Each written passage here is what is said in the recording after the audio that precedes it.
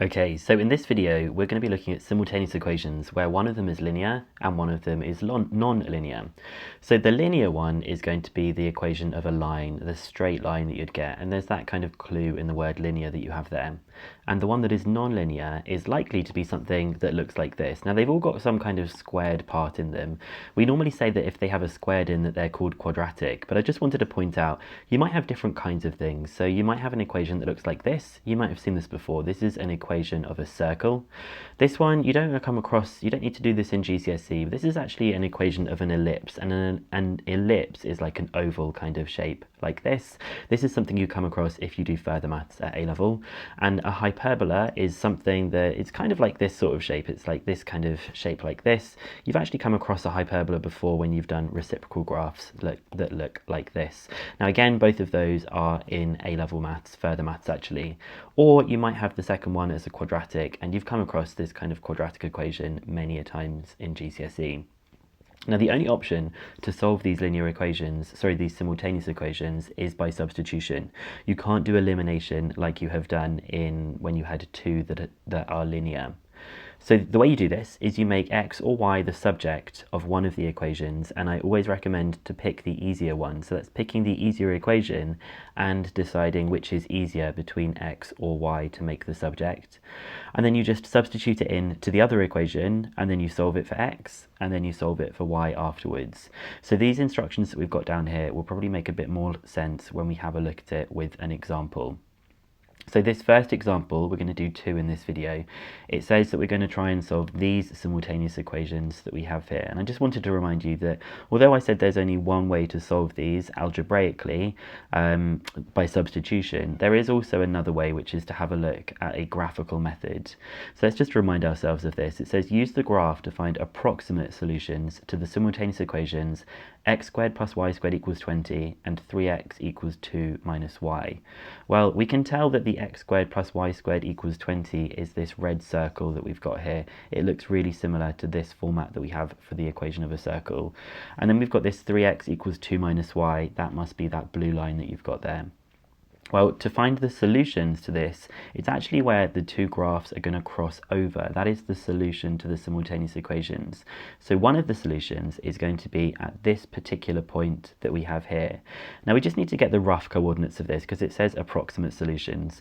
And so I think approximately it looks like the x coordinate is somewhere between minus 0.5 and minus 1. I'd say it looks about minus 0.8. So that's our x solution that we have. And then the y solution for this one looks like it's between 4 and 4.5, so let's say it's probably about 4.4. So that's that first pair that we have. And I'm going to just scroll down and have a look at this section. This looks nice and easy. This pair looks really simple. It looks like the x coordinate is just going to be 2 and the y coordinate is going to be minus 4. So the solutions are going to be, and they come as a pair here, that when x is equal to minus 0.8, y is going to be equal to 4.4. And then the other solution is going to be when x is equal to 2, y is equal to minus 4. So you sometimes might be given a graph that looks like this, and it might ask you to find the approximate solutions. It's approximate because these ones I have over here have obviously just been rounded according to how I read them off the graph. These ones definitely were crossing at 2 and minus 4. Now this is the harder part, this is the algebraic stuff. So let's remind ourselves of what the instructions said. It said that the make x or y the subject in the easier one that we have here. Well, I'm definitely not going to make x or y the subject in this one because I'm going to have a square root sign. I'm going to make x or y the subject of this one. Now it looks like x might be the easiest to make the subject because you just have something divided by 3. But for the next part, you need to substitute it in to the other equation. And it's not that fun doing something like 2 minus y divided by 3 and substituting it into here because you're going to have some squaring. So I would actually recommend for this one to make y the subject in the second equation. So I'm going to call this first equation up here equation 1 and this one equation 2. So I'm going to make y the subject of equation 2. Make y the subject in equation 2. So I have 3x equals 2 minus y. Okay, I'll add y to the other side, so I get 3x plus y equals 2. And now I'm going to subtract that 3x, so I get 2 minus 3x. What you'll notice has happened here is this 3x and this y, they've kind of like swapped places in this one that we've got down here. So now that I've made y the subject, we're going to do the next part, which is to substitute it in. And I'm going to substitute it in to equation 1 here. So what I'm going to do is I will substitute into equation 1. You can do this thing where you can name the equations 1 and 2. So I'm going to have the x squared is still going to remain x squared. I'm just going to change the y squared to this thing squared. So I'm going to have x squared plus y squared. Well, y we've just worked out is 2 minus 3x. So it's going to be 2 minus 3x squared is equal to 20. Okay, so all we have done here is we've taken this and we've substituted it in place of y. The next thing we need to do is start solving this equation. It says solve it for x and then solve it for y. So I'm going to expand these brackets here and see what we get. If you want to, you can always do it at the side of the page. 2 minus 3x multiplied by 2 minus 3x. Well, the 2 times 2 is going to be the 4. We're then going to do these two multiplied, which is going to be minus 6x. We're going to have another minus 6x. Just careful of this last one. You've got the minus 3x times minus 3x. That's going to be a plus 9x squared. So subbing it over here, we have x squared plus the 4, the minus 6x and the minus 6x, that's minus 12x, plus 9x squared equals 20. So I'm just going to continue simplifying it down here. We've got the x squared plus the 9x squared, so that's going to be a 10x squared minus 12x plus 4 equals 20. Now we're trying to solve a quadratic here. We know that quadratics shouldn't be equal to 20. We want them to be equal to 0 instead. So I'm going to do 10x squared minus 12x, and 4 minus 20 is minus 16, which is equal to 0, like this. Now, because this is an equation where it's equal to 0, I'm allowed to divide everything by something that might make it a little bit easier to do. So if I divide everything through here, it looks like I can divide everything by 2. So I get 5x squared, that's divided by 2, minus 6x, that's divided by 2. And when I divide that by 2, I get 8, and 0 divided by 2 is also equal to 0. So I actually know what some of these answers are likely going to be when I factorize it, because I saw that earlier on x was equal to 2. Now, you might not know how to do this, but because I know that x is equal to 2, that means I know that one of these brackets is going to have to be an x minus 2, which means I can pretty quickly figure out what the other one is going to be. So if I think about how I factorize this, what might give me the 5x squared if I have an x here? Well, it's going to have to be a 5x. And to get the minus 8, well, with the minus 2, I'm going to have to multiply that by a plus 4. Let's just see, though, if this works when we expand it. So just testing this out by expanding it, we get the 5x times the x, which is going to give us the 5x squared.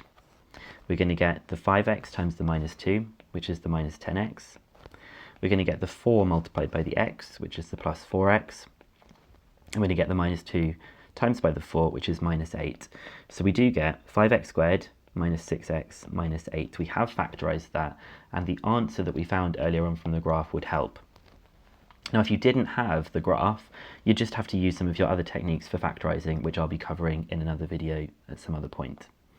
So now we're going to keep going. We're going to actually solve this equation. So the two solutions are either going to be that x is equal to 2, or, this one's a bit harder to see, that x is going to be equal to minus 4 over 5. Now, just as a quick reminder of where that comes from, we're actually saying that 5x plus 4, let's just quickly pull this down here. We're saying that 5x plus 4 has got to be equal to 0. So you're just subtracting the 4 and dividing by 5. And we know that minus 4 over 5 is also minus 0.8. So you can see these two solutions that we've got here, the minus 0.8 and the 2. The last thing that we need to do is to find out the value of y. Now, there is somewhere on this page here that will help us very quickly find out what y is. The place that it is right here. This is the very quick method to help us find out what y is. We've already made y the subject. So we're just going to say that y is 2 minus 3x. I'm going to split this because there's going to be two pairs of solutions. Y is equal to 2 minus 3x. So y is going to be equal to 2 minus 3 times 2, which is 2 minus 6, which is minus 4. Hence we have this pair of solutions that when x is equal to 2, y is equal to minus 4. We'll do the same thing over here. Y is going to be equal to 2 minus 3x. So y is going to be equal to 2 minus 3 times by minus 0.8.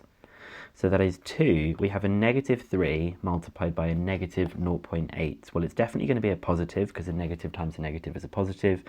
And 3 times 0.8 is going to be 2.4. So we have the answer 4.4, meaning we have this pair of solutions that x is minus 0.8 and y is equal to 4.4. That is exactly the two pairs of solutions that we have here, which corresponded to these two coordinates that we have. Okay, so we're going to try another one of these questions that might be a little bit trickier, and then I'm going to give you some for you to try yourself and see if you get the same answers as me. So this time, we're going to try and solve these two things. This is actually something that's called a hyperbola. You don't need to know this for GCSE maths, but it was kind of worth saying. And this is the linear one that we have here. And we're going to try and find out where these two cross. We're going to try and solve these simultaneous equations. So it looks like this is the one I want to make x or y the subject. You want to always avoid making x or y the subject, the one where there's something that's got squares in it. Unfortunately though, we're definitely going to have some things being divided here. So I think I might just go with making the x the subject, or I could do the y. I'm going to go with the x the subject. It shouldn't really make too much of a difference. So I'm going to label it number 1 and number 2, and I'm going to make x the subject of number 2. So I'm going to start off by saying we get 3x is equal to 3 minus 2y. And I'm now going to divide everything by 3. Now there's a couple of ways you could do this. You could either do it as dividing each part by 3, so that would be 1 minus 2/3 y, or we could say that x is equal to 3 minus 2y divided by 3. Now I'm going to prefer this one that we have over here, because when you substitute it in, I'm going to try and show you why I think this one is easier to substitute than this one. This one you're going to have to do some like fractions work with, whereas this one we're going to deal with the numerator and denominator separately. So I'm actually going to focus on using this one. Now the next thing that we're going to do is we're going to sub this x into equation 1. So it is 2x squared minus y squared equals 14. So it's going to be 2. Now my x this time, it's going to go in brackets, is going to be 3 minus 2y over 3 squared. So remember this is 2x squared, this is the x that we have here, so I've substituted it in. Minus y squared equals 14. Now this is probably the hardest part that we've got here. Remember when you're squaring something, you're just multiplying it by itself. So what we're actually doing, and I'm going to erase this in just a second, we're doing 3 minus 2y over 3 multiplied by 3 minus 2y over 3. So we can do the numerator and the denominator completely separately. The denominator is just going to be 9. So let's just see if we can sort out that beginning part that we've got there. It's going to be 2, and then it's going to be 3 minus 2y all squared, and it's being divided by 9. Now I could either write the divided by 9 here, or I could just say it's being divided by 9 here, because dividing either the beginning part by 9 or the whole thing by 9 is exactly the same. And then I'm going to subtract y squared, and that's going to be equal to 14. Now something I don't like so much about this is this fractional term that we've got here. Well, I don't like the fact it's been divided by 9, so what I can actually do is multiply this thing by 9, this thing by 9, and this thing by 9. As long as you do something to every single term in the equation, it will keep it exactly the same. So multiplying everything by 9, I'm just going to write that over here, that it's being times by 9. I would have 2 brackets, 3 minus 2y squared, minus 9y squared, and I'm just going to do 14 multiplied by 9. So 14 multiplied by 9 is 126. Okay, we're now going to continue with expanding these brackets. So we're going to do the 3 minus 2y multiplied by the 3 minus 2y. Now if you can do this in your head, that's great, but we're going to have the 9, the minus 6y, the minus 6y, and the plus 4y squared. So that's 2. We're going to keep the brackets open. 9 minus 12y, because the minus 6y and the minus 6y is minus 12y, plus the 4y squared minus 9y squared equals 126. So quite a lot of work here. We now have a quadratic equation, so we're going to have to expand the brackets, and then what we're going to have to do is get everything onto one side and being equal to 0. So the 2 times 9, that's 18, minus 24y, plus 8y squared, minus 9y squared equals 126. Okay, we'll do a little bit of simplifying first of all. So we've got the 8y squared minus 9y squared. So that's going to be a minus y squared minus 24y. And we have the plus 18 equals 126. Now, usually it's easier to deal with these quadratics when you have a positive thing in front of here. So instead of putting everything on this side, I'm going to move everything to the right-hand side instead, so that it's actually going to be a 0 equals. So this minus y squared is going to become a plus y squared when it goes to the other side. It's going to become a plus 24y, and then I've got 126 take away 18. So I get the plus 108. Now, the last part that I need to do here is think about how I might go about solving this equation. And I've put some tips for solving quadratics over here. If possible, you always want to factorize. Factorizing is always going to be the best thing. And I'm hoping this one is going to be something that factorizes. I then prefer to do completing the square as my second technique. I find that students usually prefer to do the quadratic formula, but if you can do completing the square, it's a really good skill to use and it's a quick way for solving them. And your last option is then to try the quadratic formula. So I think this one is definitely going to be something that should factorize. So I'm trying to think of some numbers that multiply to 108.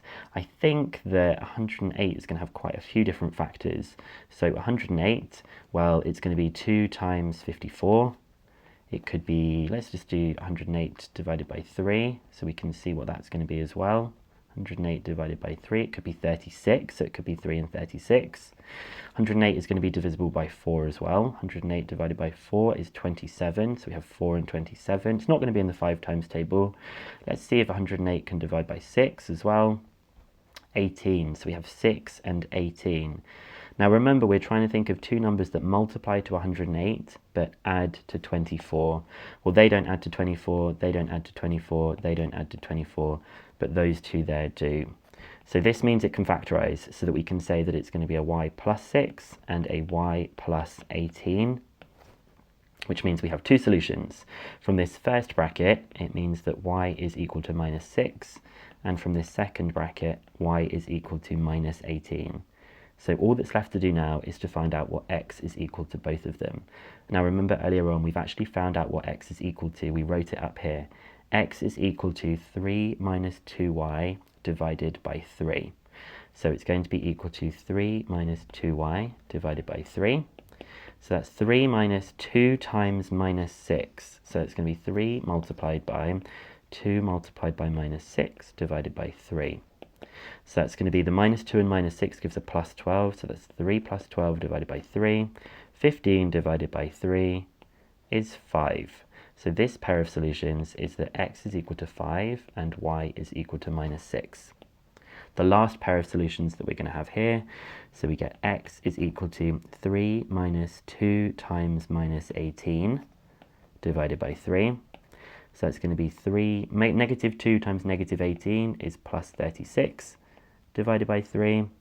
So it's 39 divided by 3, which is 13, which means that x is equal to 13 when y is equal to minus 18 that we have here.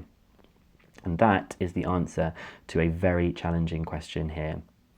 So I have got 3 questions that I'd like you to have a go at, and I'm going to go through them in the next video. So in these 3 questions, I've said this one is an easier one because y is already the subject. Y is equal to x plus 3. So you can just replace this y here with an x plus 3. So you'll have x plus 3 equals x squared plus 4x minus 1. You can make it all equal 0, and then you can solve that quadratic. So when they have both of them as y equals, essentially you can just make these two things equal to each other. This one is medium because I think you should just aim to make y the subject here, so you get y will equal to 4 plus 3x and sub it in.